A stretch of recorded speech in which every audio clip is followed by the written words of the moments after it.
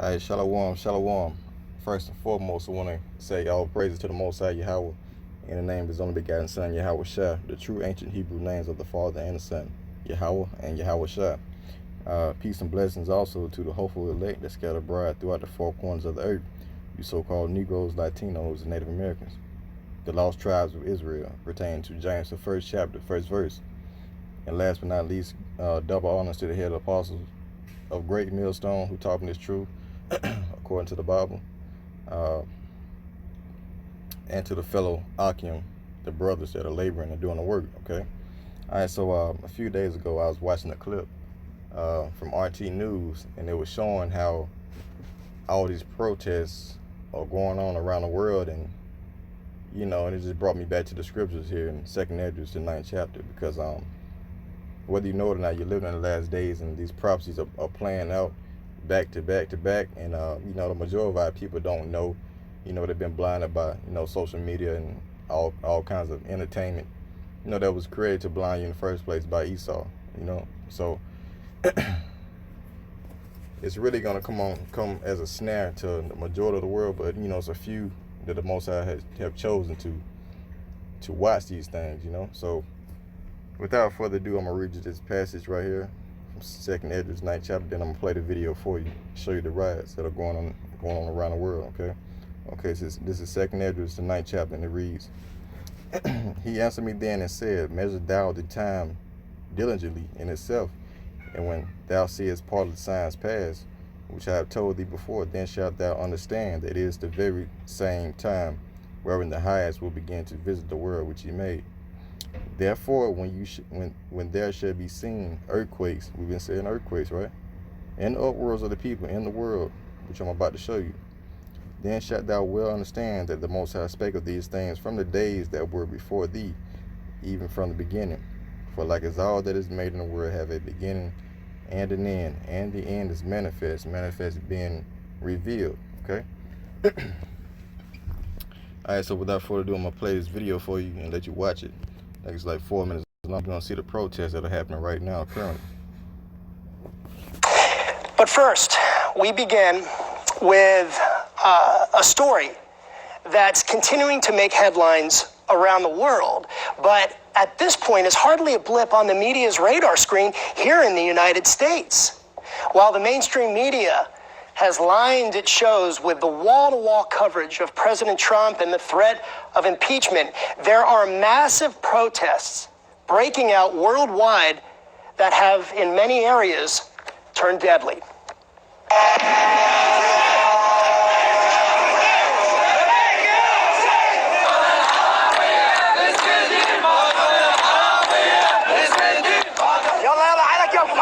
That's Iraq, where at least 5 people have been killed in what protests that started in Baghdad and at this point have now spread throughout the entire country, with people at this point angry about unemployment and corruption and the abysmal public services being offered by the government. Hundreds of people have been injured in the protests that are being called the largest display of public outrage against Iraqi Prime Minister Adel Abdul Mahdi's year-old government.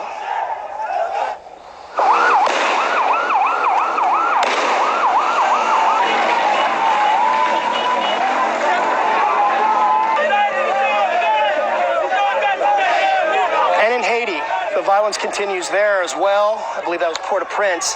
As protesters continue to clash with police, you're just seeing some of the images coming out of the capital city, where Haitians have been protesting the widespread fuel and food shortages throughout the island, a free-falling economy, high inflation, and corruption allegations against government officials, including the island's beleaguered president, Jovenel Moise.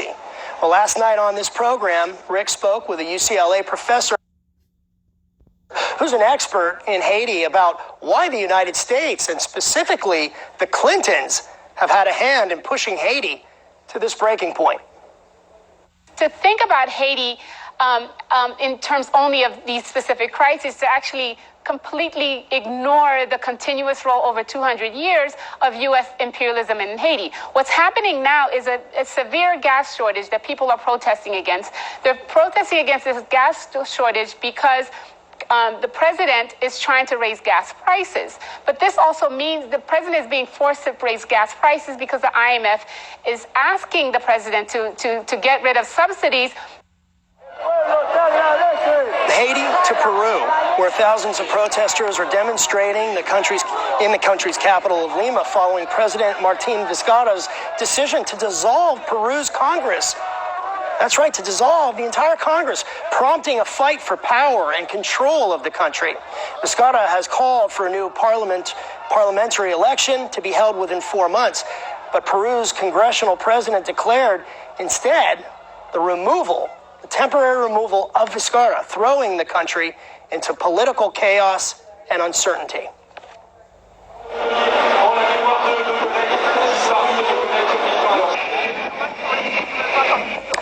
And in Paris, the so-called Yellow Vest movement has now stretched into the 46th week with large-scale protests by those angry about the country's high cost of living and rising fuel prices.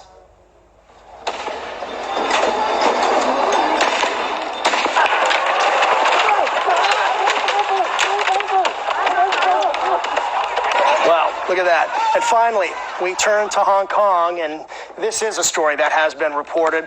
And of course, the battle between protesters and police there, that also continues now into the 6th month. That's right, 6 months of this violence, a fight that has grown increasingly violent. In fact, police, and you may have heard about this, we've reported about this here on RT, police shot an 18-year-old protester in the chest, spurring anger and outrage, fueling the fire of public and political discontent. Thousands have been injured with really no end on the horizon, a horizon that's been clouded in many parts of the city with smoke and tear gas. Hong Kong's police chief said the 70th anniversary of Communist Party rule in China was one of Hong Kong's most violent and chaotic days.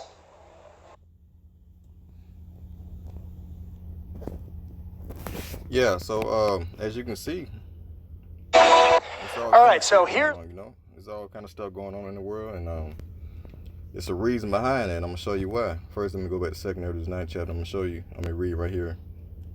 30 verse. It says, "Therefore, when there should be seen earthquakes, we've been having earthquakes, like I've said, in the uproars of the people in the world." Okay, so that's happening currently, and I'm gonna show you why this is happening. This is all for the sake of Israel, and the true prophets. We're up, and we're prophesying the downfall of these kingdoms, and the Most High is answering. Okay,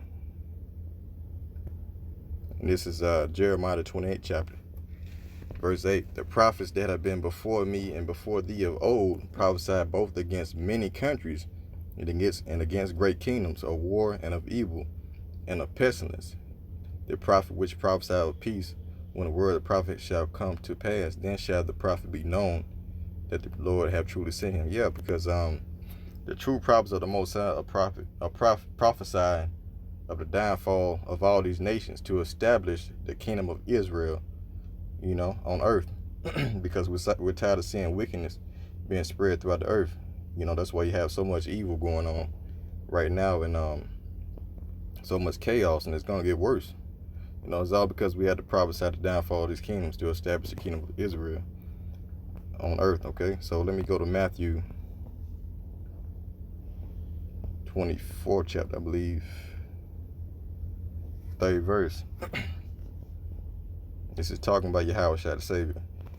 "And as he sat upon the Mount Olives, the disciples came unto him privately, saying, Tell us, when shall these things be, and what shall be the sign of thy coming, and of the end of the world?"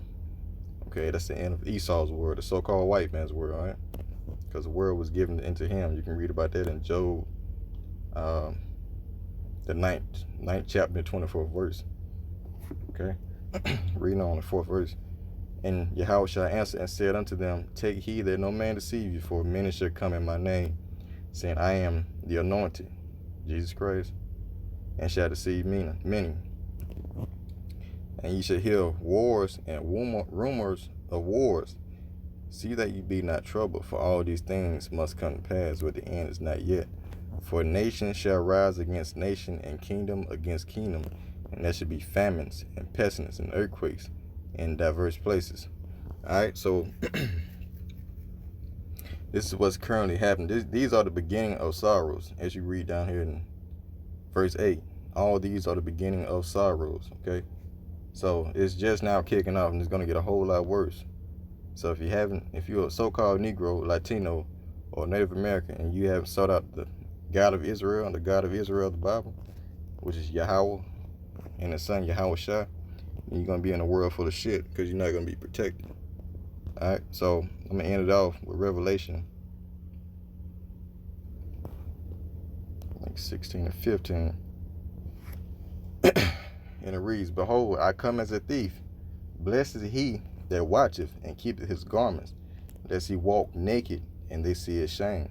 Meaning, blessed is he that watches with the prophecies that are going on and keepeth his garment. Because once you're clean, you have on white garments. When you're baptized into the truth, you put on a white garment and you're cleansed. So you have to keep that garment on by staying in the truth and not falling back into the world. That's why I said, lest he walk naked and they see his shame. Okay, so you don't want to be caught out in this world and not be protected in these times, because these times are about to get really hectic.